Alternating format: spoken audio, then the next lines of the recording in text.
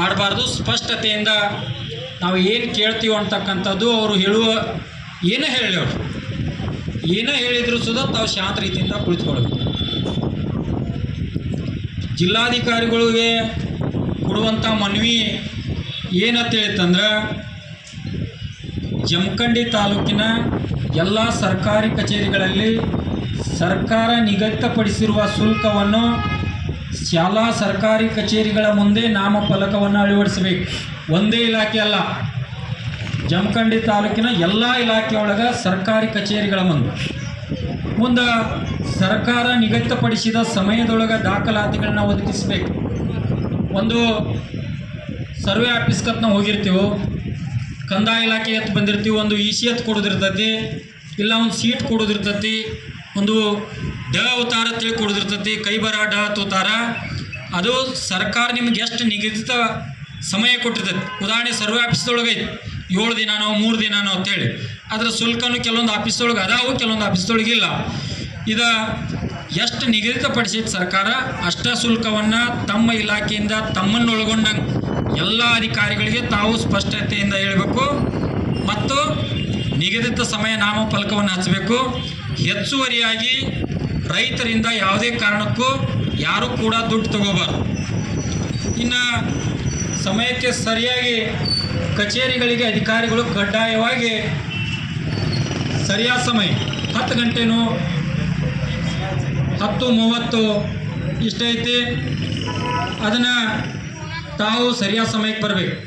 ಯಾಕಂದ್ರೆ ಮೀಟಿಂಗ್ ಐತೆ ಅಂತೇಳಿ ಏನು ಮಾಡತ್ತೀರಿ, ಇನ್ನೊಂದು ಹಳ್ಳಿ ಒಳಗೆ ಪಿ ಡಿ ಅವರಾಗಲಿ ತಲಾಟಿಯವರಾಗಲಿ ಏನು ಮಾಡತ್ತಾರು, ಮೀಟಿಂಗ್ ಐತ್ರಿ ಅಲ್ಲಿ ನಮಗೆ ಕಂದಾಯ ಇಲಾಖೆ ಒಳಗೆ ಐತೆ ಅಂತೇಳಿ ತಲಾಟಿಯವರು ಹೇಳ್ತಾರು, ಪಿ ಡಿ ಅವರು ಅವ್ರು ಮೀಟಿಂಗ್ ಕರೆದಾರ ಅಂತ ಹೇಳ್ತಾರೆ. ಮೀಟಿಂಗ್ ಇರಂಗಿಲ್ಲ. ಅದಕ್ಕಾಗಿ ಅದನ್ನು ತಾವು ತಿಂಗಳೊಳಗೆ ಎಷ್ಟು ಅಧಿಕಾರಿಗಳನ್ನ ಒಳಗೊಂಡು ಮೀಟಿಂಗ್ ಮಾಡ್ತೀರಿ ಅನ್ನತಕ್ಕಂಥದ್ದು ಬೋರ್ಡಿಗೆ ಹಚ್ಚಿರಿ. ಅಕಸ್ಮಾತ್ ಅವ್ರು ಸುಳ್ಳು ಹೇಳಿ ಮೀಟಿಂಗ್ ಬಂದಿದ್ರೆ ತಿಳಿದ್ರೆ ಅವ್ರ ಮೇಲೆ ತಾವು ಶಿಸ್ತಿನ ಕ್ರಮ ಕೈಗೊಳ್ಬೇಕು. ಮುಂದೆ ಇನ್ನೊಂದು ವಿಷಯ ತಿಳಿತಂದ್ರೆ, ಗ್ರಾಮ ಲೇಖಾಧಿಕಾರಿಗಳು ತರ್ತಾರಲ್ಲ, ಗ್ರಾಮದೊಳಗನ ಇರಬೇಕು. ಅವ್ರಿಗೆ ಸಂಬಂಧಪಟ್ಟಂಥ ದಾಖಲಾತಿಗಳು, ಉದಾಹರಣೆ ಬ್ಯಾಂಕ್ ಸೆಟ್ ಅಂತೇಳಿ ಇರ್ತೈತಿ, ಒಂದು ಖಾತೆ ಉತ್ತಾರ, ಪಂಚಮತಿ ಕಿಮ್ಮತ್ತ, ಹಾತ್ ನಕಾಶಿ, ಈ ಥರ ಹಲವಾರು ಬ್ಯಾಂಕ್ ಸೆಟ್ ನಮಗೆ ಅವಶ್ಯ ಇರ್ತಾವಲ್ಲ. ಆ ಡಾಕ್ಯುಮೆಂಟ್ಸನ್ನು ನಾವು ಏನಾಗಿಬಿಟ್ಟತಿ ಇತ್ತಿತ್ತ ಇಲ್ಲಿ ಹಳ್ಳಿ ಒಳಗೆ ಜಮಖಂಡಿಗೆ ಬರಬೇಕು. ಜಮಖಂಡಿ ಒಳಗೆ ಒಂದೊಂದು ರೂಮ್ ಮಾಡ್ಯಾರ ಅವರು. ಆ ಜಮಖಂಡ್ಯಾಗ ಬಂದು ನಾವು ತೊಗೋಬೇಕು, ಅಥವಾ ನಮ್ಮ ಗ್ರಾಮ ವ್ಯಾಪ್ತಿ ಒಳಗೆ ಅವ್ರಿಗೆ ಕೊಡಾಕೆ ಏನು ನಿಮ್ಮಲ್ಲಿ ಸರ್ಕಾರದಿಂದ ನಿಯಮಾನುಸಾರ ಏನೇನು ರೂಲ್ಸ್ ಇದಾವನೋ ಅಂಥದ್ದು ತಾವು ಸ್ಪಷ್ಟಪಡಿಸ್ಬೇಕು ಅಂತೇಳಿ ಅವರಲ್ಲಿ ಕೇಳ್ಕೊತೀವಿ. 3 ವಿಷಯ ಅದಲ್ಲ, ಒಂದು ನಾಮಫಲಕ, ಅದರ ಶುಲ್ಕ ಮತ್ತು ನಿಗದಿತ ಸಮಯದೊಳಗೆ ಸಂಬಂಧಪಟ್ಟಂಥ ದಾಖಲಾತಿಗಳು ನಮಗೆ ಕೊಡೋದು. ಇದರ ಜೊತೆಗಿನ ಗ್ರಾಮ ಲೇಖಾಧಿಕಾರಿಗಳು, ಅದರ ತಲಾಟಿಯವರು ಗ್ರಾಮದೊಳಗಿನ ನಮ್ಗೆ ಏನೇನು ಡಾಕ್ಯುಮೆಂಟ್ಸ್ ಕೊಡಬೇಕಾಗಿತ್ತು, ಅಥವಾ ಅವರು ಸಿಟಿ ಒಳಗೆ ಇರ್ತಾರೋ, ನಾವೇ ಎಲ್ಲ ಕೆಲಸ ಬಿಟ್ಟನ ಇಲ್ಲಿ ಬಂದವನ್ನ ತೊಗೊಳ್ದು ಅನ್ನುವಂಥದ್ದು ಅವ್ರು ಹೇಳಿದ ನಂತರ ಉಳ್ಕಾದ ಏನೈತೆ ಮನವಿ, ಆ 2 ಮನವಿ ತಮ್ಮ ಮುಂದೆ ಓದಿ ಆ ನಂತರ ಅವ್ರಿಗೆ ಮನವಿ ಕೊಡು. ಎಲ್ರಿಗೂ ನಮಸ್ಕಾರ. ನಮ್ಮ ಜಮಖಂಡಿ ತಾಲೂಕಿನ ಸರ್ವ ರೈತ ಬಾಂಧವರು ಇವತ್ತಿನ ದಿನ ವಿವಿಧ ಬೇಡಿಕೆಗಳನ್ನು ಇಟ್ಕೊಂಡು ಸಮಸ್ಯೆಗಳ ಕುರಿತು ನಮ್ಮ ಗಮನಕ್ಕೆ ತರಲಿಕ್ಕೆ ಏನು ಇವತ್ತು ಮನವಿಯನ್ನು ನೀಡ್ತಾ ಇದ್ದೀರಿ. ಈಗಾಗಲೇ ತಾವು 3 ವಿಷಯಗಳನ್ನು ಪ್ರಸ್ತಾಪಪಡಿಸಿದ್ರಿ. ಎಲ್ಲ ಸರ್ಕಾರಿ ಕಚೇರಿಗಳಲ್ಲಿ ಇರುವ ಶುಲ್ಕ ಮತ್ತು ನಾಮಫಲಕವನ್ನು ಹಾಕಬೇಕು ಅಂತಕ್ಕಂಥದ್ದು ಇದೆ. ಎಲ್ಲ ಇಲಾಖೆಗಳಲ್ಲಿಯೂ ಸಕಾಲ ಅಂತಕ್ಕಂಥದ್ದು ತಮಗೆ ಗೊತ್ತು. ಸಕಾಲ ಅಂತಂದ್ರೆ ಹೇಳಿದ ಸಮಯಕ್ಕೆ, ಅಂದ್ರೆ ಏನು 7 ದಿನ 14 ದಿನ 45 ದಿನ ಹಿಂಗೆ ಒಂದು ಸೇವೆಗಳಿಗೆ ಅದು ನಿಗದಿಪಡಿಸಿದ್ದು ಇದೆ. ಆ ನಿಗದಿಪಡಿಸಿದ ಅವಧಿ ಒಳಗೇ ಕೊಡಬೇಕು ಎಲ್ಲ ಇಲಾಖೆ. ನಮ್ಮ ಕಂದಾಯ ಅಷ್ಟೇ ಅಲ್ಲ, ಈ ಪೆನ್ಷನ್ಗಳಾಗಿರ್ಬೋದು, ಯಾವುದೇ ಜಾತಿ ಪ್ರಮಾಣ ಪತ್ರ, ಬೇರೆ ಬೇರೆ ಹಿಡುವಳಿಗಳಾಗಿರ್ಬೋದು, ನಮ್ಮ ಬೋರ್ಡ್ ಹಾಕಿದೆ ನೋಡಿ, ಅದು ಪ್ಲಸ್ ಸರ್ವೆ ಇಲಾಖೆ, ಯಾವುದೇ ಇಲಾಖೆ ಇದ್ದರೂ ಕೂಡ ಎಲ್ಲ ಇಲಾಖೆಗಳಲ್ಲಿ ಅಲ್ಲಿ ಇರ್ತಕ್ಕಂಥ ಸೇವೆಗಳನ್ನು ಸಕಾಲಕ್ಕೆ ಒಳಪಡಿಸಿದ್ದಾರೆ. ಸಕಾಲಕ್ಕೆ ಒಳಪಡಿಸಿದ ನಂತರ ಪ್ರತಿದಿನ ಕೂಡ ಅದನ್ನು ಮಾನ್ಯ ಜಿಲ್ಲಾಧಿಕಾರಿ ಕಚೇರಿನ ಮತ್ತು ಅವರವರ ಏನು ಜಿಲ್ಲೆ ಕಚೇರಿಗಳದಾವ ಅಲ್ಲಿಂದ ರಿವ್ಯೂ ಕೂಡ ಮಾಡ್ತಾ ಇದ್ದಾರೆ. ಯಾವುದಾದ್ರೂ ತಾಂತ್ರಿಕವಾಗಿ ತೊಂದರೆ ಇದ್ದಲ್ಲಿ ಮಾತ್ರ 1-2 ದಿನ ಉಳಿತು ತೊಂದರೆ ಇರ್ತಾವ. ಇಲ್ಲಪ್ಪ ಅಂತಂದ್ರೆ ಅದನ್ನು ಹೊರತುಪಡಿಸಿ ನಮ್ಮ ಭೂಮಿಯೊಳಗೆ ನಾವು ತಾವು ನೋಡ್ತೀರಿ, ಸಬ್ ರಿಜಿಸ್ಟರ್ ಡಾಕ್ಯುಮೆಂಟ್ಸ್ ಆದ ತಕ್ಷಣ 7 ದಿನ ಮತ್ತು 14 ದಿನ ನಮ್ಮ 8ನೇ ದಿನಕ್ಕೆ ಉತ್ತಾರ ಆಗ್ತಕ್ಕಂಥದ್ದು ಆಟೋಮಿಟೇಷನ್ ಮಾಡಿದ್ದಾರೆ. ಈಗ ನಮ್ಮಲ್ಲಿ ಹೆಂಗೆ ಮಾಡ್ಯಾರ ಗೊತ್ತ್ರಿ, ಮೊದಲು ಹೆಂಗಿತ್ತಪ್ಪ ಅಂತಂದ್ರೆ ಅಲ್ಲಿಂದ ಆಗಿ ಡಾಕ್ಯುಮೆಂಟ್ ಬರ್ತಿತ್ತು, ನಮ್ಮ ಸರ್ಕಲ್ ಅವರು ತಂದು ಕೊಡಬೇಕಾಗಿತ್ತು. ಈಗ ಅದನ್ನು ತೆಗೆದು ಬಿಟ್ಟಾರೆ. ಯಾರೇ ಅರ್ಜಿ ಅಂದರೆ ಸಾರ್ವಜನಿಕರು ಅವ್ರ ಅಣ್ಣತಮ್ಮರು ಯಾರೋ ಆಗಿರ್ಬೋದು, ಅವರು ತಕರಾರು ಕೊಟ್ಟರೆ ಮಾತ್ರ ಪೆಂಡಿಂಗ್ ಉಳಿತಿತ್ತು. ಇಲ್ಲ ಅಂತಂದರೆ ಯಾರ್ದೂ ಇಲ್ಲ, ತನ್ನ ಪಡಿ ತಾನೇ ಉತ್ತಾರಾಗಿ ಹೋಗ್ತಕ್ಕಂಥದ್ದು ಆಗಿತ್ತು ಒಂದು. ಆಮೇಲೆ ಈ ಗ್ರಾಮ ಮಟ್ಟದೊಳಗೆ ನಮ್ಮ ಇಲಾಖೆಯಿಂದ ಏನು ನಮ್ಮದಷ್ಟೇ ಆಗೈತೆ, ನಮ್ಮಿಂದ ಪೆನ್ಷನ್ ಆಗಿರ್ಬೋದು, ಏನು ಡಾಕ್ಯುಮೆಂಟು ನಮ್ಮ ತಲಾಟಿ ಮತ್ತು ಸರ್ಕಲ್ರಿಂದ ಏನು ವಿತರಣೆ ಆಗ್ತಾವಲ್ಲ, ಇದಕ್ಕೂ ಒಂದು ಸಿಸ್ಟಮ್ ಮಾಡಿದ್ದಾರೆ. ಮೊನ್ನೆ ಹೋದ ವಾರದಾಗನ ಸಿಸ್ಟಮ್ ಫಿಫೋ ಸಿಸ್ಟಮ್ ಅಂತ ಹೇಳಿ. ಫಿಫೋ ಅಂತಂದ್ರೆ ನಮಗೆ ಕೆಲವೊಬ್ರಿಗೆ ಗೊತ್ತಿದೆ, first in first out FIFO ಮಾಡಿದ್ರು. ಈಗ ಒಂದೊಂದು ಕಡೆ ಹಿಂಗೂ ಆಗಿರ್ತಿತ್ತು, ನಮ್ಮ ತಲಾಟಿಗಳಾಗಿರ್ಬೋದು ಯಾರೇ ಇರ್ಬೋದು, ಒಂದು 20 ಅರ್ಜಿ ಇರ್ತಾವೆ. ಒಂದೇ ಅರ್ಜಿ ಬಿಟ್ಟು ಒಮ್ಮೆ 20ನೇದು ಮಾಡಿ ಕೊಡ್ತಕ್ಕಂಥದ್ದು ಇತ್ತು. ಯಾರೋ ಅರ್ಜೆಂಟ್ ಹೇಳಿದ್ರಪ್ಪ ಅವನ್ನೆಲ್ಲ ಬಿಡೋದು, ಈಗ ಅರ್ಜೆಂಟ್ ಇದ್ದಿದ್ದನ್ನು ಮಾಡಿಕೊಡೋದು, ಇಂಥದ್ದು ಆಗ್ತಿತ್ತು. ಇಲ್ಲ ನಂಗೆಲ್ಲ ಆಗ್ತಿತ್ತು. ಈಗ ಏನು ಮಾಡಿದ್ದಾರೆ ಅಂತಂದ್ರೆ, ನೀವು 1ನೇದು ಮಾಡಿದ್ಮೇಲೆ 2ನೇದು ಮಾಡಿದ್ಮೇಲೆ 3ನೇದು, 3 ಆದಮೇಲೆ 4, 20 ನಂಬರಿಗೆ 20ನೇದು ಮಾಡಬೇಕು ನೀವು. ಪಿಪೋ ಅಂತಕ್ಕಂಥದ್ದನ್ನು ಮಾಡಿದರು. ಆಮೇಲೆ ಈ ನಮ್ಮ ಏನು ಡಾಕ್ಯುಮೆಂಟ್ಸ್ ಅದಾವ, ಅವು ಫಸ್ಟ್ ನಮ್ಮ ತಲಾಟಿಗೆ ಹೋಗ್ತಿದ್ದು, ಅಲ್ಲಿಂದ ಸರ್ಕಲ್ಗೆ ಹೋಗ್ತಿದ್ದು, ಸರ್ಕಲ್ದಿಂದ ಈ ಕೇಸ್ ವರ್ಕರ್ ಬರ್ತಿತ್ತು, ಕೇಸ್ ವರ್ಕರ್ದಿಂದ ನಮ್ಮ ಗ್ರೇಟ್ ಅವ್ರಿಗೆ ಹೋಗ್ತಿತ್ತು. ಈಗ ಏನು ಮಾಡಿಬಿಟ್ರೆ ಅಂದ್ರೆ ಸರ್ಕಲ್ದಿಂದ ನೇರವಾಗಿ ಗ್ರೇಟುಗೆ ಈ ನಡುವಿನ ಅವ್ನು ತೆಗೆದುಬಿಟ್ರು. ಆ ಪೋಸ್ಟನ್ನ ಅಂದ್ರೆ ಏನು ನಾವು ಒಬ್ಬನ ನೇಮಕ ಮಾಡಿರ್ತಿದ್ವಲ್ಲ ಅವ್ನು ತೆಗೆದುಬಿಟ್ರು. ಯಾಕಂದ್ರೆ ಅಲ್ಲಿಂದ ಬಂದಮೇಲೆ ಒಂದು ದಿನ ಇಟ್ಕೊಳ್ಳೋದು, ಅಲ್ಲಿಂದ ಮತ್ತೊಂದು ದಿನ ಇಟ್ಕೊಳ್ಳೋದು, ಹಿಂಗೆ ಆಗ್ತಿತ್ತು. ಹೀಗಾಗಿ ಭಾಳಷ್ಟು ಸರಳೀಕರಣವನ್ನು ನಮ್ಮ ಇಲಾಖೆಯಿಂದ ಆಗಿದೆ. ಈ ನಿಗದಿತ ಅವಧಿಯೊಳಗೆ ಮತ್ತು ಫಿಫೋ ಸಿಸ್ಟಮ್ ಮಾಡಿರೋದ್ರಿಂದ ನಾನು ಲೇಟ್ ಮಾಡಿದ್ರಪ್ಪ ಅನ್ನೋಂಗೇ ಇಲ್ಲ. ನೀವು ಯಾರು ಹೇಳಲಿಲ್ಲ ಅಂತಂದ್ರೂ ಅದನ್ನು ದಾಕ್ಷಿ ಮುಂದೆ ಹೋಗ್ಬೇಕವ, ಇಂಥದ್ದು ವ್ಯವಸ್ಥೆ ಆಗೈತೆ. ಅಂತ ಆಟೋಮಿಟೇಷನ್ ಅಂತಕ್ಕಂಥದ್ದು ಅದು ರೀಸೆಂಟಾಗಿ ಬಂತು. ಒಂದೂವರೆ ತಿಂಗಳು 2 ತಿಂಗಳಾಯಿತು. ಅಂದರೆ ಅಲ್ಲಿಂದ ಬಂತು, ತಾನೇ ಆಯ್ತು. ಯಾರೇ ತಕರಾರು ಕೊಡಲಿಲ್ಲ ಅಂದ್ರೆ ಅಷ್ಟೇ ಆಟೋಮಿಟೇಷನ್ ಆಗ್ತಕ್ಕಂಥದ್ದು. ಹೀಗಾಗಿ ಇಲ್ಲಿ ಡಿಲೇ ಮಾಡ್ತಕ್ಕಂಥದ್ದು ಯಾವುದೂ ಇಲ್ಲ ಅಂತ ಅನಿಸ್ತೈತಿ. ಹಂಗೇನಾದರೂ ಇದ್ರೂ ಕೂಡ ಯಾವುದೋ ತಾಂತ್ರಿಕ ತೊಂದರೆ ಇರ್ಬೋದು, ಏನೋ ಟೆಕ್ನಿಕಲಿ ನಮ್ಮ ಕಡೆನೇ ಉಳಿದಿದ್ರು ಕೂಡ ಅವನ್ನ ಗಮನ ಹರಿಸಿ ಯಾವುದೇ ಡಿಲೇ ಆಗದಂಗೆ ನಾವು ನೋಡ್ಕೊಳ್ತೀವಿ ಅಂತ ಹೇಳ್ತಾ, ಜೊತೆಗೆ ಇದು ಎಲ್ಲ ಕಚೇರಿಗಳಲ್ಲಿ ಇದನ್ನ ಇದೇ ಒಂದು ಏನು ತಾವು ಮನವಿಯನ್ನು ಕೊಡ್ತಾ ಇದ್ದೀರಿ, ಇದನ್ನು ಬೇಸಾಗಿಟ್ಟುಕೊಂಡು ತಾಲೂಕು ಆಡಳಿತದಿಂದ ನಾನೇ ಎಲ್ಲ ಕಚೇರಿಗಳಿಗೂ ಕೂಡ ಇದನ್ನು ಸರ್ಕ್ಯುಲೇಟ್ ಮಾಡ್ತೀನಿ.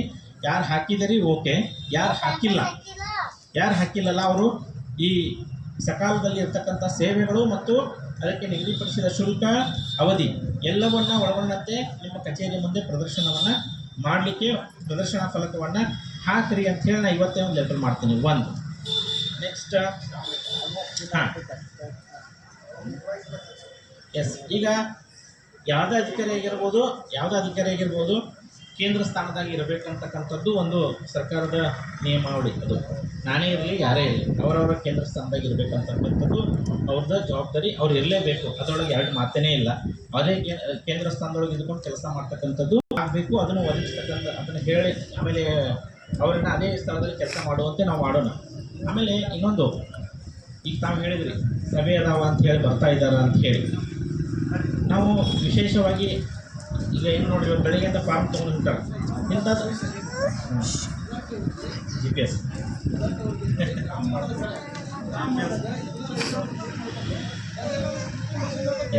ಇನ್ನೊಂದು ಹೇಳ್ತೀನಿ ಇಲ್ಲ ನೋಡಿರಿ, ನಾ ಇದನ್ನು ಹೇಳ್ತೀನಿ. ಅವ್ರು ಏನ್ರಿ ಮೀಟಿಂಗ್ ಹೋಗ್ತಾರಪ್ಪ ಅಂತಂದ್ರೆ ಮೀಟಿಂಗ್ ಹೋಗ್ಬೇಕಂತಂದ್ರೂ ಅವ್ರು ಒಂದು ಗೋಲ್ಡಿ ಹಚ್ಚಿ ಎಂತಿಂತ ಮೀಟಿಂಗ್ ಸಭೆ ಕೊಡ್ತೇನೆ ಅಂತೇಳಿ ಹಚ್ಚಿ ಬರಬೇಕು. ಅದನ್ನು ಹಚ್ಚಿಸ್ತಕ್ಕಂಥದ್ದು ಮಾಡ್ತೇನೆ. ನೀವು ಯಾರನ್ನೇ ಹೋದಾಗ ಅದನ್ನು ತೊಗೊಂಡು ನನಗೆ ಕಳಿಸಿ, ಸರಿ ಇಂಥ ಮೀಟಿಂಗ್ ಆಯಿತೋ ಇಲ್ಲೋ ನನಗೆ ಕೇಳಿ. ಈಗ ತಾವು ಹೇಳ್ತಿರೋದು ಭಾಳಷ್ಟು ನನಗೆ ಒಳ್ಳೆಯದನೇ ಇಲ್ಲರಿ. ಇನ್ನೊಂದು ಏನಕ್ಕಂತಂದ್ರೆ ನೀವು ಹೇಳ್ತಕ್ಕಂಥದ್ದು ಮತ್ತು ಇದು ಮಾಡ್ತಕ್ಕಂಥದ್ದು ಒಳ್ಳೆಯದ. ಯಾಕೆ ಹೇಳ್ರಿ, ನೀವು ನನಗೆ ನಿಮ್ಮಿಂದ ಕಾಲ್ ಮಾಡಿಸ್ಕೊಂಡು ನಾವು ನಿಮ್ಗೆ ಹೇಳೋದು ಏನು ಸರಿಯಲ್ಲ. ಅವರಲ್ಲಿ ಹೇಳಿಬಿಟ್ರೆ ನೀವು ನಮ್ಗೆ ಕಾಲ್ ಮಾಡೋಂಗಿಲ್ಲ, ನಿಮ್ಮ ಸಮಸ್ಯೆ ಅಲ್ಲೇ ಬಗೆಹರಿಸ್ತೈತಿ. ಇದನ್ನು ಭಾಳಷ್ಟು ಗಂಭೀರವಾಗಿ ನನ್ನ ಇಲಾಖೆಗೆ ಹೇಳ್ತೇನೆ, ಇದನ್ನು ಭಾಳಷ್ಟು ಗಂಭೀರವಾಗಿ ಪರಿಗಣನೆ ಮಾಡಿ ಅಲ್ಲಿ ಅವ್ರ ಕೇಂದ್ರ ಸ್ಥಾನದಾಗ ಇರುವಂಥದ್ದು ಒಂದು, ಜೊತೆಗೆ ಯಾರ್ಯಾವ ಕೇಂದ್ರ ಸ್ಥಾನವನ್ನು ಬಿಡಬೇಕಂತಂದ್ರೆ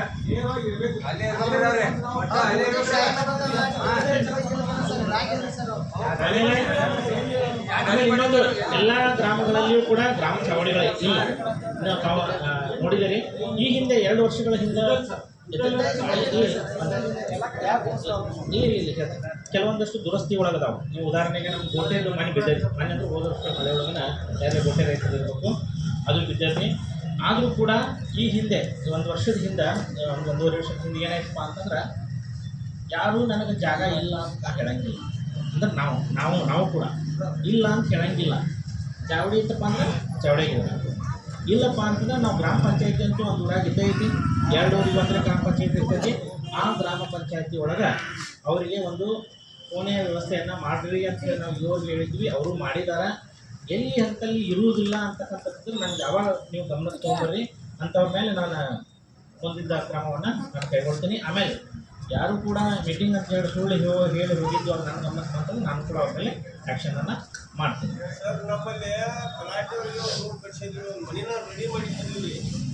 ಅದು ಕೆಲವೊಂದು ಕಡೆ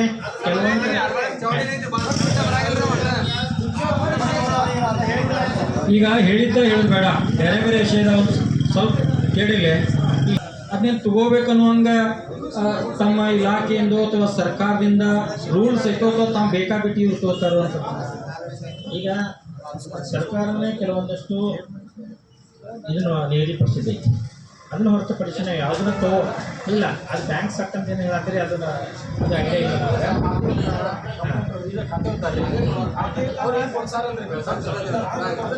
ಇಲ್ಲ ನೀವು ನೋಡಿ ಆಯಿತು. ಈಗ ಇಲ್ಲಿ ಕೇಳಿರಿ, ಯಾವ ಸೇವೆಗಳದಾವ ಅವಕ್ಕೆ ಯಾವ ಪಾವತಿ ಇದಾವ, ಪಾವತಿಯನ್ನು ಕೊಡ್ತಕ್ಕಂಥ ಮಾಡೋಣ. ಇಲ್ಲ ಅಂದಲ್ಲಿ ಯಾವುದನ್ನು ತೊಗೊಳಕ್ಕೆ ಹೋಗಬಾರ್ದು. ನಾವು ತೊಗೊಳಕ್ಕೆ ಅದು ಏನು ಹಾಗೆ ಆಗಿತ್ತಪ್ಪ ನಾವು ಸ್ಟ್ರಿಕ್ಟಾಗಿ ಅವ್ರಿಗೆ ವಾರ್ನಿಂಗನ್ನು ಮಾಡ್ತೀವಿ. ಅದ್ರ ಮುಂದುವರೆದು ಎಲ್ಲ ಅಧಿಕಾರಿಗಳು ಸರಿಯಾದ ಸಮಯಕ್ಕೆ ತಾವು ಹಾಜರಾಗಬೇಕು ಮತ್ತು ಕಚೇರಿಯಲ್ಲಿ ಇರಬೇಕು ಅಂತಕ್ಕಂಥದ್ದು ಒಂದು ತಾವು ಬೇಡಿಕೆ ನಿಂತ್ರಿ. ಈಗ ಇತ್ತೀಚಿನ ದಿನಮಾನದಲ್ಲಿ ತಾವು ನೋಡತ್ತೀರಿ, ಸುಮಾರು ಈ ತಿಂಗಳೊಳಗೆ ಈ ಕರ್ತವ್ಯ ಅಂತ ಹೇಳಿ ಒಂದು ಆ್ಯಪ್ ಬಂತು, ಮೊಬೈಲ್ ಟ್ಯಾಮ್ಸ್ ಅಂತ ಹೇಳಿ ಕರ್ತವ್ಯ ಆ್ಯಪ್ ಬಂದೈತಿ. ಅದು ಹೆಂಗಾಗೈತಪ್ಪ ಅಂತಂದ್ರೆ ನಮ್ಮನ್ನು ಹಿಡ್ಕೊಂಡು ಈಗ ನಾವಿಲ್ಲ ನಮ್ಮ ಕೇಂದ್ರ ಸ್ಥಾನ ಇದೆ, ಇಲ್ಲಿಂದ 100 ಅಂದರೆ ಇದು ಏನು ನಮ್ಮದಿಂದ ಇತ್ತು ವ್ಯಾಪ್ತಿ, ಇಷ್ಟರ ಒಳಗೆ ನಾವು ಎಲ್ಲೇ ಬಂದರೂ ನಮ್ಮದು ಫೇಸ್ ಫೋಟೋನ ಹಾಕಬೇಕು ಅಂತೇಳಿ ಆಗೈತಿ. ಅದರ ಅಟೆಂಡೆನ್ಸನ್ನ ಸ್ಟೇಟ್ದಿಂದ ಇದಾಗತ್ತೈತೆ. ನಾವೇ ವಿಸಿಟ್ ಮಾಡಕ್ಕೆ ಹೋದ್ರೆ ನೀನು ನಾನು ಹೈಕೋರ್ಟ್ ಹೋಗಿದ್ದೆ ಓಡಿ ಅಂತ ಹಾಕಿ ಪರ್ಮಿಷನ್ ತೊಗೊಂಡು ಹೋದೆ ನನ್ನ ಹತ್ರ, ಹಂಗಿರ್ತೈತಿ. ಅದಕ್ಕಾಗಿ ಅದು ತಕ್ಕ ಮಟ್ಟಿಗೆ ಕಂಟ್ರೋಲಿಗೆ ಬರ್ತೈತಿ ಅಂತಕ್ಕಂಥದ್ದು ನಮ್ಮ ಎಲ್ಲ ವಿಚಾರ. ಯಾಕಂದ್ರೆ ಅದರೊಳಗೆ 10 ಗಂಟೆಯಿಂದ 5:30 ಅಂತ ಐತಿ. ಈಗ ಅದು ನೋಡಿ ತಾವು ಹೇಳಕತ್ತೀರಿ, ಆಯಾ ಇಲಾಖೆ ಏನು ಮುಖ್ಯಸ್ಥರದಾರ ಅವರು ಅದನ್ನು ಪರಿಗಣನೆ ಮಾಡಬೇಕು. ಮತ್ತು ಎಲ್ಲಿ ಹಂಗೆ ಅಸ್ತವ್ಯಸ್ತದಲ್ಲಿ ಗಮನಕ್ಕೆ ಬರ್ತದೆ ಅವ್ರ ಮೇಲೆ ನಾವು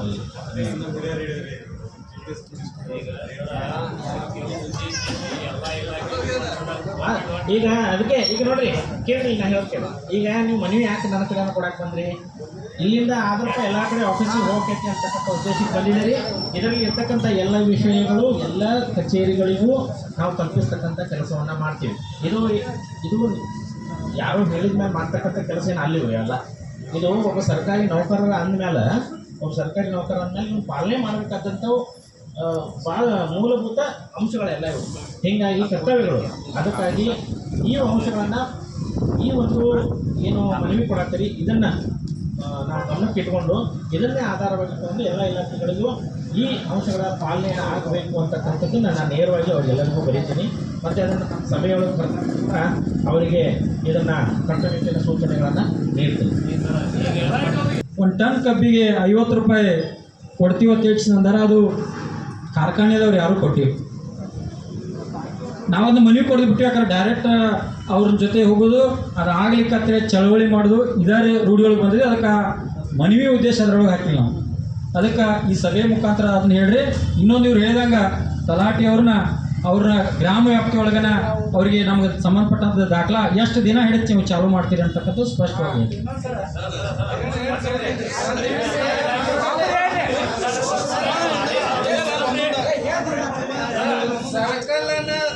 ಈಗ ನೋಡ್ರಿ, ನಾ ಇವತ್ತು ಹೇಳಿ ಆದೇಶ ಮಾಡಿ ಅವ್ರು ಊರಾಗ ಇರ್ಬೇಕನ್ನೋದಿಲ್ಲ.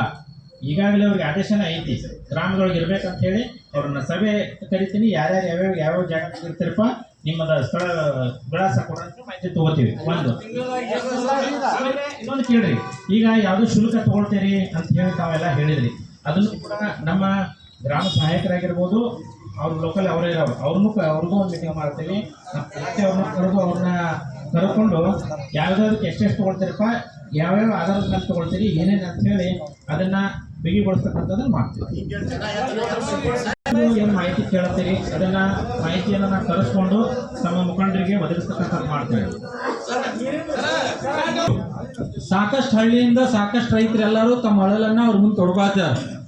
ಮಾಡಬೇಕಾದಂಥ ಕರ್ತವ್ಯ ಅವ್ರಿಗೆ ಅವ್ರು ಮಾಡಲೇಬೇಕು ನಾಳೆ ಹಿಡ್ದ. ಇನ್ನೊಂದೇನಂತ ಹೇಳ್ತಂದ್ರೆ ಮನೆ ಒಳಗೆ ನಾವು ಹಾಕಿಲ್ಲ ತಿಳಿಸಿದ್ದೇವೆ. ಒಂದು ಟನ್ ಕಬ್ಬಿಗೆ 50 ರೂಪಾಯಿ ಚಿಕ್ಕಲ್ಕಿ ಕ್ರಾಸ್ನ ಚಿಕ್ಕಲ್ಕಿ ಕ್ರಾಸ್ ತೊಳಗೆ ಚಳವಳಿ ಮಾಡೋ ಟೈಮ್ದಾಗ ತಾವ ಬಂದಿದ್ರಿ. ಅವತ್ತಿನ ದಿನ ಏನಾತಂದ್ರೆ ಸರ ಏನಾರ ಸರ್ಕಾರದಿಂದ ಆದೇಶ ಇತ್ತರ ನೀವು ನಮಗೆ ಕೊಡ್ರಿ ಅಂತ ಹೇಳಿದೆವು. ಕರ್ಜಿಗೆ ಅವರು ಕದಮ್ ಅವರು ಎಲ್ಲರೂ ಹಿರಿಯರಿದ್ರು. ಇಲ್ಲ ಅದನ್ನ ಕೊಟ್ಟಿಂದನೇ ನಾವು ಚಳವಳಿ ಹಿಂದೆ ತಕ್ಕೊಂಡು ಅಂತೇಳಿ ಭಾಳ ಸುದೀರ್ಘವಾಗಿ ಹೋರಾಟ ಚಳವಳಿ ನಡಿ. ಇಲ್ಲಿ ನಮ್ಮ ದಾನಗೌಡರು ಇದ್ರು, ಸುರೇಶ್ ಸಿರ್ಸಲನ್ನ ಅದೇ ಎಲ್ಲರೂ ಚಳವಳಿ ಮಾಡಿ ಸಂದರ್ಭದೊಳಗೆ ಇಲ್ಲ TV ಸಂದರ್ಶನದೊಳಗೆ ಮುಖ್ಯಮಂತ್ರಿ ಸಿದ್ದರಾಮಯ್ಯ ಅವರು 3,300 ರೂಪಾಯಿ ಘೋಷಣೆ ಮಾಡ್ಯಾರ. ದಯವಿಟ್ಟು ತಾವು ಧರಣಿ ಕೈ ಬಿಡಬೇಕು. 3,250 ರೂಪಾಯಿ ಕಾರ್ಖಾನೆದವ್ರು ಕೊಡಬೇಕು, 50 ರೂಪಾಯಿ ಸರ್ಕಾರದಿಂದ ಕೊಡ್ತೀವಿ. 3,300 ರೂಪಾಯಿ ರೇಟ್ ಘೋಷಣೆ ಆಯ್ತು. ತಾವು ಹೇಳಿದ ತಕ್ಷಣ ನಾವು ಅದನ್ನೆಲ್ಲ ಒಪ್ಕೊಂಡೆವು. ಇನ್ನೂ ಕೂಡ 50 ರೂಪಾಯಿ ಒಂದು ಟನ್ ಕಬ್ಬಿ ಬಂದಿಲ್ಲ. ಅದನ್ನು ತಾವು ಯಾವ್ಯಾವ ಕಾರ್ಖಾನೆಯಿಂದ ಎಷ್ಟೆಷ್ಟು ಉಳ್ದತ್ತೋ ಅಥವಾ ಉಳ್ದಿಲ್ಲೋ ಅಥವಾ ಮಾಹಿತಿನ ಇಲ್ಲೋ ಅಥವಾ ಮಾಹಿತಿ ಐತೋ ಕೊಟ್ಟಾರೋ ಅಥವಾ ಇಲ್ಲೋ ಅನ್ನೋದು ತಾವು ಸ್ವಲ್ಪ ಈ ಸಭೆಗೆ ಹೇಳು. ಈಗಾಗಲೇ ತಾವು ಹೇಳಿದಂಗೆ ಸರ್ಕಾರದಿಂದ ಮತ್ತು ಫ್ಯಾಕ್ಟ್ರಿಗಳಿಂದ ಏನು ಬರ್ತಕ್ಕಂಥದ್ದೈತಿ ಆ ಮಾಹಿತಿಯನ್ನು, ಯಾಕಂದ್ರೆ ಈ ಹಿಂದೆ ನಾವು ಒಂದು ಸಭೆ ಮಾಡಿದಾಗ ಒಂದು ಫ್ಯಾಕ್ಟ್ರಿ ಅವ್ರು ಕೊಟ್ಟಿದ್ರು, ಇನ್ನೆರಡು ಫ್ಯಾಕ್ಟ್ರಿ ಕೊಟ್ಟಿರಲಿಲ್ಲ. ಈಗ ನಾವು ಈ ಸಭೆ ಒಳಗೆ ಈಗ ಡಿಸ್ಕಷನ್ ಆಗೈತೆ ಅಂದ್ಮೇಲೆ ಅದನ್ನ ಮಾಹಿತಿ ತೊಗೊಂಡು ತಮಗೆ ತಲುಪಿಸ್ತಕ್ಕಂಥದ್ದು ಮಾಡ್ತೀವಿ. ಒಂದು ಉದ್ಭವ ಆಗೈತೆ ಎಲ್ಲಿಪ್ಪ ಅಂತಂದ್ರೆ ನಮ್ಮ ಜುಂಜೂರವಾಡ ಅಂತ ಹೇಳಿ ಅಲ್ಲಿ ಕುಡಿಯೋ ನೀರಿಂದ MVS ಅವರು ಏನು ಯೋಜನೆ ಮಾಡ್ಕೊಂಡಾರ, ಅಲ್ಲಿ ಒಂದು ಅಡ್ಡಲಾಗಿ ಒಂದು ಸೇತುವೆಯನ್ನು ನಿರ್ಮಾಣ ಮಾಡಿ ಗೇಟ್ ಹಾಕಿ ನೀರನ್ನು ತಡೆ ಹಿಡಿದಿರ್ತಕ್ಕಂಥದ್ದು ಐತಿ. ಅದನ್ನು ನಾವು ಎಸ್ ಎ ಮೇಡಮ್ ಅವರು ಮತ್ತು ನಮ್ಮ ಅಲ್ಲಿ ಲೋಕಲ್ ಇರ್ತಕ್ಕಂಥ ಎಲ್ಲ ರೈತರು ಹೋಗಿ ನಮ್ಮ ರೈತರು ನಾವು ಇಲ್ದಾಗ ಪ್ರಶ್ನೆ ಮಾಡಿದಾಗ ನಿಮಗೆ ಕಾಯ್ದೆ ಒಳಗೆ ಕಾಗದನಾಗ ಏನೈತಿ ತೊಗೊಂಡು ಬರ್ರಿ ಅಂತಕ್ಕಂಥದ್ದು ಹೇಳಿದ್ರು. ಯಾರೋ ರೈತ ಇರ್ಬೋದು ನಮ್ಮವರು ಹೇಳಿದ್ರಲ್ರಿ, ಹೇಳಿದ್ದು ಐತಿ. ಅದಾದಮೇಲೆ ಇದು ಬೆಳಗಾವಿ ಜಿಲ್ಲೆ ಬಾರ್ಡರ್ನಾಗ ಆಗಿರ್ತಕ್ಕಂಥದ್ದು, ಜುಂಜೂರವಾಡ ಅಂತಕ್ಕಂಥದ್ದು ಬಾರ್ಡ್ರಿಗೆ ಬರ್ತಕ್ಕಂಥದ್ದು. ಅದಕ್ಕೆ ನೇರವಾಗಿ DC ಅವರಾಗಿರ್ಬೋದು, ತಹಸೀಲ್ದಾರ್ ಆಗಿರ್ಬೋದು, ನಾನು ಅವ್ರ ಜೊತೆ ಮಾತಾಡಕ್ಕೆ ಬರೋದಿಲ್ಲ. ಅದಕ್ಕಾಗಿ ನಾನು DC ಅವರಿಗೆ ಒಂದು ಮನವಿಯನ್ನು ಕಳಿಸಿದ್ವಿ, ಹಿಂಗೈತಿ ನಮ್ಮ ರೈತರ ಪರಿಸ್ಥಿತಿ ಅಂತ ಹೇಳಿ. ನಮ್ಮ ರೈತರು ಹೋಗಿ DC ಅವ್ರಿಗೂ ಇದನ್ನು ಮಾಡಿ ಬಂದರು, ಮನವರಿಕೆ ಮಾಡಿ ಬಂದರು. ಇಮಿಡಿಯೇಟಾಗಿ DC ಅವರು RC ಅವರಿಗೆ ಮಾಹಿತಿಯನ್ನು ಮುಗಿಸಾಕ್ಲಿ. RC ಅವ್ರು ಯಾವುದೇ ಡ್ಯಾಮಿಂದ ನೀರು ಬಿಡ್ತಕ್ಕಂಥದ್ದು ಎಷ್ಟು ಬಿಡಬೇಕು ಅಂತಕ್ಕಂಥ ಪ್ರಮಾಣವನ್ನು ನಿರ್ಧರಿಸೋರು ಯಾರಪ್ಪ ಅಂತಂದ್ರೆ RC ಅವರು. ಅದಕ್ಕಾಗಿ ಅವರು ಒಂದು ಎಲ್ಲ ಇಂಜಿನಿಯರಿಂಗ್ ಆ ಕಡೆ ಅವ್ರದ್ದು ಇಂಜಿನಿಯರಿಂಗ್ ಸೂಪರಿಂಟೆಂಡೆಂಟ್ ಇಂಜಿನಿಯರು, ಡಬಲ್ಇಗಳು, AWಗಳು ಮತ್ತು ನಮ್ಮ RWS ಕುಡಿಯೋ ನೀರು ಏನು ಗ್ರಾಮೀಣ ಕುಡಿಯೋ ನೀರು ಐತಿ ಎಲ್ಲ ಇಂಜಿನಿಯರ್ನ ಒಳಗೊಂಡಂತೆ ಇವತ್ತೇ ನೀವು ಹೋಗಿ ಜಾಗಕ್ಕೆ ಹೋಗಿ ನಂಗೆ ವರದಿ ಕೊಡೋಂತ ಹೇಳಿದರು. ಅವತ್ತ ನಾವು ಇವ್ರಿಗೂ ನಮ್ಮ ಹಿರಿಯ ರೈತರಿಗೂ ಹೇಳಿದ್ವಿ. ಅವ್ರು ಬೇರೆ ಒಂದು ಎಲ್ಲೋ ಕೆಲಸ ಆಗಿರೋದ್ರಿಂದ ಅಲ್ಲಿ ಲೋಕಲ್ ಇರ್ತಕ್ಕಂಥ ರೈತ ಕರ್ಕೊಂಡು ಹೋಗಿ ನಮ್ಮ ರೈತರೆಲ್ಲ ಭಾಳಷ್ಟು ನೀಟಾಗಿ ಹೇಳಿದರು. ನೀವು ಹೇಗೆ ಯಾವ ಇದ್ರ ಮೇಲೆ ಕಟ್ಟಿದ್ರಿ, ಇದನ್ನು ಯಾವ ಯೋಜನೆ ಒಳಗಾಗೈತಿ, ಎಷ್ಟು ಎತ್ತರ ಇರಬೇಕು. ಅಲ್ಲಿ ಸೂಪರಿಂಟೆಂಡೆಂಟ್ ಇಂಜಿನಿಯರ್ ಬಂದಿದ್ರು. ಅವರು 7-8 ಜಿಲ್ಲಾ ಮೇಲೆ ಇರ್ತಕ್ಕಂಥ ಸೂಪರಿಂಟೆಂಡೆಂಟ್ ಇಂಜಿನಿಯರ್ ಬೇರೆ ಒಂದು ಕೆಲಸ ಗಜ್ಜಾಳಕ್ಕೆ ಬಂದಿದ್ರು. ಅವರು ಇಲ್ಲೇ ಇದ್ದಂಗೆ ನಾನು ನೋಡ್ಕೊಂಡು ಬರ್ತೀನಿ ಅಂತ RC ಅವರಿಗೆ ಹೇಳಿ ಅದನ್ನು ನೋಡಿಕೊಂಡು ಅಲ್ಲಿ ಏನು ಗೇಟ್ಗಳನ್ನು ಅಳವಡಿಸಿದ್ದಾರೆ ಅದು ವೈಜ್ಞಾನಿಕವಾಗಿ ಐತೋ ಅಥವಾ ಇಲ್ಲೋ, ಎಷ್ಟು ಅಳವಡಿಸಿದ್ರೆ ಎಷ್ಟು ಅಳವಡಿಸ್ಬೇಕು, ಏನು ಮಾಡಬೇಕು ಅಂತಕ್ಕಂಥದ್ದು. ಮತ್ತು ನೀರು ಬಂತಪ್ಪ ಅಂದ್ರೆ ಅವ್ರು ಎಷ್ಟು ಇಟ್ಕೋಬೇಕು, ನಮ್ಗೆ ಎಷ್ಟು ಬಿಡಬೇಕು, ಈ ಇಬ್ಬರಿಗಿಂತ ಒಂದು ಪ್ರಮಾಣದಲ್ಲಿ ನೀರು ಬಿಡ್ತಾರೆ ಅವರು. ಅದಕ್ಕೆ ಒಂದು ನಾವೇನಾದರೂ ಚೌಕಟ್ಟನ್ನು ನಿರ್ಮಾಣ ಮಾಡಬೇಕಲ್ಲ.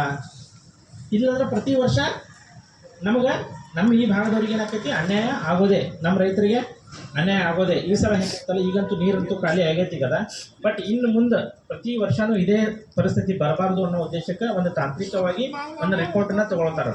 ನಮ್ಮ AWE ನೀರಾವರಿಯವರು, EE ನೀರಾವರಿಯವರು, ಆ ಕಡೆ ಇರ್ತಕ್ಕಂಥ ತಾಂತ್ರಿಕ ಇವರು ಟೀಮು ಎಲ್ಲರೂ ಕೂಡಿ ಒಂದು ಏನು ಮಾಡಾಕ್ತಾರಪ್ಪ, ಅವರು ಒಂದು ವರದಿಯನ್ನು ರೆಡಿ ಮಾಡಾಕತ್ತಾರೆ. ನಾನು ಈಗಾಗಲೇ ಅವ್ರಿಗೂ ಕರೆದು AC ಅವ್ರ ಕಡೆಯಿಂದ ಹೇಳಿಸಿದ್ದೇವೆ. ನಮ್ಮ ಭಾಗದ ರೈತರಿಗೆ ಅನುಕೂಲ ಆಗುವ ರೀತಿಯಲ್ಲಿ ಆ ವರದಿಯಲ್ಲಿ ಅಂಶಗಳನ್ನು ಸೇರಿಸಬೇಕು. ನಮಗೆ ಎಷ್ಟು ತೊಂದರೆ ಐತಿ ಈ ನೀರು ಹಿಡಿಯೋದ್ರಿಂದ, ನಮಗೆ ಎಷ್ಟು ತೊಂದರೆ ಆಗ್ತೈತಿ ಮತ್ತು ನಮಗೆ ಎಷ್ಟು ಗ್ರಾಮಗಳಿಗೆ ಕುಡಿಯೋ ನೀರಿನ ಸಮಸ್ಯೆ ಆಗ್ತೈತಿ ಅಂತಕ್ಕಂಥದ್ದನ್ನು ಅದರೊಳಗೆ ನಾವು ರಿಪೋರ್ಟ್ದಾಗ ಹಾಕಿದ್ರೆ ಅದು ಮುಂದೆ ಸರಿ ಆಗ್ತೈತಪ್ಪ ಅನ್ನೋ ಉದ್ದೇಶಕ್ಕೆ ಒಂದು ರಿಪೋರ್ಟನ್ನು ತರಿಸ್ಕೊಂಡು ಇನ್ನು ಮುಂಬರುವ ದಿನಗಳಲ್ಲಿ ಅದಕ್ಕೊಂದು ಚೌಕಟ್ಟನ್ನು ಮಾಡಿಬಿಡ್ತಾರೆ. ಅಲ್ಲಿಂದ 1 TMC ಬಂತಪ್ಪ ಅಂತಂದ್ರೆ ಇವ್ರು ಇಷ್ಟಿಗೆ ಹೋಗ್ಬೇಕು, ಉಳಿದು ಇವ್ರಿಗೆ ಬಿಡಬೇಕಪ್ಪ ಅಂತ ಅನ್ನೋದು ಇನ್ನು ಮುಂದೆ ಅದು ಆಗ್ತೈತಿ ಅಂತಕ್ಕಂಥ ವಿಚಾರವನ್ನು ತಮ್ಮ ಮುಂದೆ ತಿಳಿಸ್ಲಿಕ್ಕೆ ಇಷ್ಟಪಡ್ತೀನಿ. ಮಕ್ಕಳನ್ನ ಅವರಿಗೆ TC ಇಲ್ಲತ್ತ ಇಷ್ಟ ಇಲ್ಲ ಕೊಟ್ಟಿಲ್ಲ ನಿಮಗೆ ಏನು ಸಮಸ್ಯೆ ಇದೆ? ಯಾರು ಬಂದಿದ್ದಾರೆ?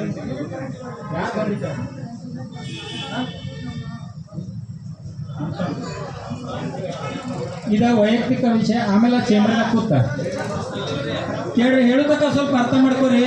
ಅಂದಿರ್ಬೇಕನ್ನೋ ಮನಸ್ಸೈತೆ ಒಂದೊಂದು ಮಾರು ಹಿಂದೆ ಸರಿ ದೈಹಿಕ ಇಲ್ಲಿ ಯಾಕೆ ಸುಮ್ಮನೆ ನಾವು ಕುಂಡ್ರು ರಾಜ್ಯ ರೈತ ಸಂಘ ತಾಲೂಕು ಘಟಕ ಜಮಖಂಡಿ ವತಿಯಿಂದ ತಾಲೂಕಾ ದಂಡಾಧಿಕಾರಿಗಳು ಜಮಖಂಡಿ ಇವರ ಮೂಲಕ ಸನ್ಮಾನ್ಯ DK ಶಿವಕುಮಾರ್ ಅವರು, ಮಾನ್ಯ ಮುಖ್ಯಮಂತ್ರಿಗಳು, ಕರ್ನಾಟಕ ಸರ್ಕಾರ ಇವರಿಗೆ ವಿಷಯ ರೈತರ ಸಾಲವನ್ನು ಮನ್ನಾ ಮಾಡಿ ಕುರಿತು, ರೈತರ ಬೆಳೆ ಪರಿಹಾರವನ್ನು ಕೊಡುವ ಕುರಿತು, ವಿದ್ಯುತ್ ಖಾಸಗೀಕರಣ ಕೈ ಬಿಡುವ ಕುರಿತು. ಮಾನ್ಯರೇ, ಮೇಲ್ಕಾಣಿಸಿದ ವಿಷಯಕ್ಕೆ ಸಂಬಂಧಿಸಿದಂತೆ ಈಗಾಗಲೇ ಮಳೆಗಾಲ ಇಲ್ಲದಿರುವ ಕಾರಣ ಅಂತರ್ಜಲ ಕುಸಿತಗೊಂಡು ಮತ್ತು ನದಿಗಳು ಇದರಿಂದ ರೈತರು ಬೆಳೆದಂಥ ಬೆಳೆಗಳು ಸಂಪೂರ್ಣವಾಗಿ ಒಣಗಿರುವ ಕಾರಣ ಮತ್ತು ಮುಂಗಾರು ಮಳೆ ಇಲ್ಲದಿರುವುದರಿಂದ ಮುಂದೆ ಮಾಡ್ತಕ್ಕಂಥ ಬೆಳೆಗಳು ಕೂಡ ಕೈ ಬಿಡುವಂಥ ಪರಿಸ್ಥಿತಿ ಬಂದಿದೆ. ಈ ರೈತರ ಸಾಲವನ್ನು ಮನ್ನಾ ಮಾಡಿ ಬೆಳೆದಂಥ ಬೆಳೆ ಒಣಗಿರುವುದರಿಂದ ರೈತರ ಸಾಲವನ್ನು ಸಂಪೂರ್ಣ ಮನ್ನಾ ಮಾಡಬೇಕು ಮತ್ತು ನಾಶವಾದ ಬೆಳೆಗೆ ಪರಿಹಾರ ಕೊಡಬೇಕು ಮತ್ತು ವಿದ್ಯುತ್ ಖಾಸಗೀಕರಣ ಮಾಡುವುದರಿಂದ ರೈತರಿಗೆ ಅನಾನುಕೂಲವಾಗುತ್ತದೆ ಮತ್ತು ಸರ್ಕಾರ ಅಸ್ತಿತ್ವದಲ್ಲಿರುವ ವಿದ್ಯುತ್ ಸಂಸ್ಥೆ ಇದು ಸರ್ಕಾರ ಸೇವಾ ಸಂಸ್ಥೆಯಾಗಿದೆ, ಸಂಸ್ಥೆಯಾಗಿಯೇ ಮುಂದುವರಿಬೇಕೆಂದು ಕರ್ನಾಟಕ ರಾಜ್ಯ ರೈತ ಸಂಘ ಆಗ್ರಹಿಸುತ್ತದೆ.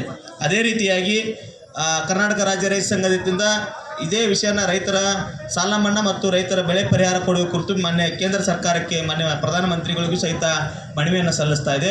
ಇನ್ನೊಂದು ಮಾನ್ಯ ತಹಸೀಲ್ದಾರ್ ಸರ್ಗೆ ವಿನಂತಿ ಏನಂದ್ರೆ, ನಾನು ಒಂದು 2-3 ಸಲ ಇಲ್ಲಿ ಉತ್ತಾರ ತಗೊಂಡು ಹೋಗಿನಿ. ಉತ್ತಾರಕ್ಕೆ ಏಟಿರ್ತೈತೋ ಅದ್ರ 10 ರೂಪಾಯಿ ಜಾಸ್ತಿನೇ ಇಸ್ಕೋತಾರೆ ಅವರು. ಜಸ್ಟ್ ಫಾರ್ ಇಲಾಖೆ ಒಳಗೆ ಆಗಿರ್ತಕ್ಕಂಥ ಘಟನೆ.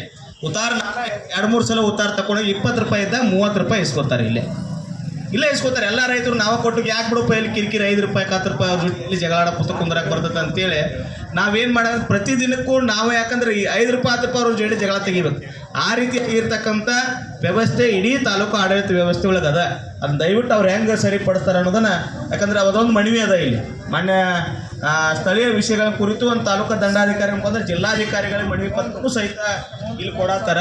ನಾನೊಂದು ಸಣ್ಣ ಉದಾಹರಣೆ ಹೇಳಿದೆ. ನಿಮ್ಗೆ ಉತ್ತಾರ ಕೊಡೋದ್ರಿಂದ ಹಿಡ್ಕೊಂಡು ಇಲ್ಲಿ ಏನೈತೆ ಅಂತಂದ್ರೆ ವ್ಯವಸ್ಥೆ ಅವ್ಯವಸ್ಥೆ ಆಗಿ ಕೆಲಸ ಮಾಡ್ತಾ ಇದ್ದಾರೆ. ಅದನ್ನು ಮಾನ್ಯರು ಸರಿಪಡಿಸ್ಬೇಕಂತ ವಿನಂತಿ ಮಾಡ್ತಾ, ಮಾನ್ಯ ತಾಲೂಕು ಅಧ್ಯಕ್ಷರು ಇದನ್ನು ಮನವಿ ಕೊಡಬೇಕಂತೇಳಿ ಅವರಲ್ಲಿ ವಿನಂತಿ ಮಾಡಿ.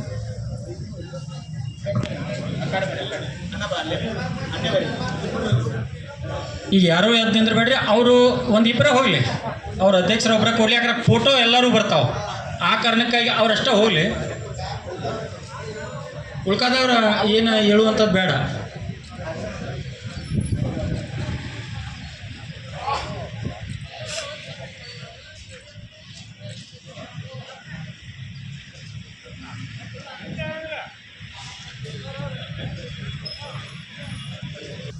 ವಿಷಯಗಳ ಮನವಿಯನ್ನು ನೀಡಿದ್ದೀರಿ. ಆ ವಿಷಯಗಳ ಕುರಿತು ಚರ್ಚೆ ಕೂಡ ಆಗಿದೆ. ಎಲ್ಲೆಲ್ಲಿ ಏನು ಸಮಸ್ಯೆ ಆಗ್ತಾ ಇದೆ ಅಂತಕ್ಕಂಥದ್ದು ತಾವು ಕೂಡ ಗಮನಕ್ಕೆ ತಂದಿದ್ದೀರಿ. ಆಯಾ ಅಧಿಕಾರಿಗಳು ಮತ್ತು ನಮ್ಮ ವ್ಯವಸ್ಥೆಯಲ್ಲಿ ಬರ್ತಕ್ಕಂತಹ ಏನು ಕೆಳ ಹಂತದ ಎಲ್ಲ ಸಿಬ್ಬಂದಿಗಳಿದ್ದಾರೆ, ನಮ್ಮ ಇಲಾಖೆ ಅಲ್ಲ ತಾಲೂಕಾ ವ್ಯಾಪ್ತಿಯ ಎಲ್ಲ ಅಧಿಕಾರಿಗಳಿಗೂ ಕೂಡ ಈ ವಿಷಯಗಳ ಕಟ್ಟುನಿಟ್ಟಿನ ಸೂಚನೆಯನ್ನು ನೀಡಲಾಗ್ತದೆ.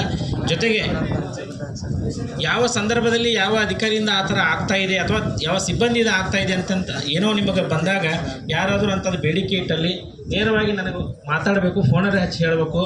ಅಂದರೆ ನಾವು ಅಲ್ಲಿನ ಹಿಡಿದು ಒಂದು ಟೈಪ್ ಮಾಡ್ಬೋದು. ಹೌದಾ?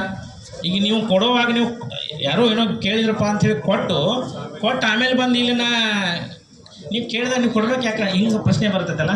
ಅದಕ್ಕಾಗಿ ಸಂದರ್ಭ ಬಂದಾಗ ಇಲ್ಲ ನಾವು ಕೊಡೋದಿಲ್ಲ ಅಂತಂದರೆ ನಿಮ್ಮ ಕೆಲಸ ಮಾಡಿ ಕೊಡೋದಿಲ್ಲ ಅಂದ್ರೂ ನನ್ನ ಕಡೆ ಏನಿದ್ರು ಕೂಡ ಗಮನಕ್ಕೆ ತೊಗೊಂಬರ್ರಿ. ಅದು ಪ್ರಾರಂಭಿಕ ಹಂತದಾಗ ಒಂದು ಸಲ ಹಿಂಗೆ ಆದಾಗ ಅವ್ನು ಕರೆದು ಒಂದು ಸಲ ಟೈಟ್ ಮಾಡಿದಪ್ಪ ಯಾಕೆ ನೌಕರಿ ಮಾಡ್ಬೇಕಿಲ್ಲ ಅಂತೀವಿ ಅಂಥೇಳಿ ಒಂದು ಸಲ ಅವರಿಗೆ ನೋಟಿಸ್ ಕೊಟ್ಟು ಏನಾರ ಮಾಡಿದ್ವು ಅಂತಂದ್ರೆ ಅವ್ನು ಇನ್ನು ಮುಂದಿನ ಇದ್ರೊಳಗೂ ಅವ್ನು ಸುಧಾರಣೆ ಆಗ್ತಕ್ಕಂಥದ್ದು ಆಗ್ತೈತಿ. ಅದಕ್ಕಾಗಿ ಒಟ್ಟಾರೆಯಾಗಿ ಅದನ್ನು ಮಾಡಬಾರ್ದು, ಮಾಡ್ತಕ್ಕಂಥದ್ದನ್ನು ನಾವು ಇದನ್ನು ಮಾಡ್ತೇವೆ. ಅದಕ್ಕಾಗಿ ತಾವೆಲ್ಲರೂ ಕೂಡ ಈ ವಿಷಯಗಳನ್ನು ಏನು ಕೊಟ್ಟಿದ್ದೀರಿ ಇದನ್ನು ಸಂಬಂಧಪಟ್ಟ ಅಧಿಕಾರಿಗಳಿಗೆ ಮತ್ತು ಸಿಬ್ಬಂದಿಗಳಿಗೆ ಸೂಚನೆಯನ್ನು ನೀಡಲಾಗ್ತದೆ ಅಂಥೇಳಿ ನಾನು ಈ ಮೂಲಕ ಸಭೆಗೆ ಅದನ್ನು ಕೂಡ ತಾವು ನೀಡಿರ್ತಕ್ಕಂತಹ ಮನವಿಗಳನ್ನು ಸೂಕ್ತ ಪಥದ ಮೂಲಕ ಸರ್ಕಾರಕ್ಕೆ ಮತ್ತು ಕೇಂದ್ರ ಸರ್ಕಾರಕ್ಕೆ ಸಲ್ಲಿಸ್ತಕ್ಕಂತಹ ಕಾರ್ಯವನ್ನು ಮಾಡ್ತೀವಿ. ನಮಸ್ಕಾರ. ನೀವು ಮನವಿ ಅದು ಕೊಡದ ಬಿಟ್ಟು ಅದನ್ನು ಯಾಕಂದ್ರೆ ಮನವಿ ಒಳಗೆ ಕೆಲಸ ಆಗವಲ್ತ ಕಬ್ಬಿಂದ ಡೈರೆಕ್ಟ್ ಆ್ಯಕ್ಷನ್ ಅವ್ರ ಜೊತೆ ಚೇಂಬರ್ ಒಳಗೆ ಮಾತುಕತೆ ಮಾಡೋದು, ಬಿಲ್ ಕೊಡೋದಿಲ್ಲ ಅಂತ ಹೇಳ್ತಂದ್ರೆ ರಸ್ತಾ ಚಳವಳಿ ಮಾಡೋದು ನಮ್ಗೆ ನಿಮಗೇನು ಹೊಸದಲ್ಲ. ಅದಕ್ಕೆ ಬಬಲೇಶ್ವರ ತಾಲೂಕಿನಿಂದ ರೈತ ಸಂಘದ ಅಧ್ಯಕ್ಷರು ಬಂದಾರ, ಅದಕ್ಕೆ ಲೇಟಾಗಿ ಬಂದಾರ, ಮಾತಾಡೋದು ಬೇಡ, ಚುನ್ಮರಿ ತಿನ್ನು ಅಷ್ಟರು.